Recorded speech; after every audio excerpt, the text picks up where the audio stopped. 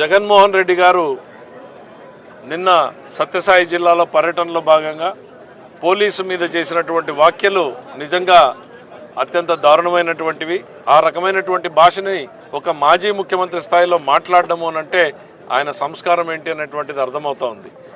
ప్రశాంతంగా ఉన్నటువంటి ఈ జిల్లాలో మళ్ళీ కులాల మధ్య, వర్గాల మధ్య, లేకపోతే ఫ్యాక్షన్ని చిచ్చు రేపే రకంగా ఇవాళ వైఎస్ఆర్సీపీ ప్రయత్నం చేస్తూ ఉందన్నటువంటి విషయాన్ని ప్రజలందరూ కూడా గుర్తుపెట్టుకోవాలి. అప్రమత్తంగా ఉండాల్సినటువంటి పరిస్థితులు ఉన్నాయి. ఒక గ్రామంలో జరిగినటువంటి సంఘటనని ఇదేదో రాష్ట్రంలో రెడ్ బుక్ రాజ్యాంగం అంటూ విస్తృతంగా ఒక అపోహలు, భయభ్రాంతుల్ని సృష్టించేటువంటి ప్రయత్నం చేయడం అనేటువంటిది బాధాకరం. ఇవాళ చంద్రబాబు నాయుడు గారు రాజకీయ కక్ష సాధింపులు లేకుండా ప్రశాంతంగా రాజ్యాంగబద్ధమైనటువంటి పాలన ఇస్తున్నారు. తప్పు చేసిన వాళ్ళు ఎవరైనా ఉంటే వాళ్ళ మీద చట్ట ప్రకారంగానే యాక్షన్లు తీసుకోవడం జరుగుతూ ఉంది. ఈరోజు ఎవరి మీదన్నా కేసులు పెడితే కేసులు విచారించి తప్ప కాదా అని చెప్పడానికి కోర్టులు ఉన్నాయి. తప్పు చేసిన వాళ్ళు జైలుకు పోతున్నారు, తప్పు చేయని వాళ్ళకి బెయిల్ వస్తున్నాయి.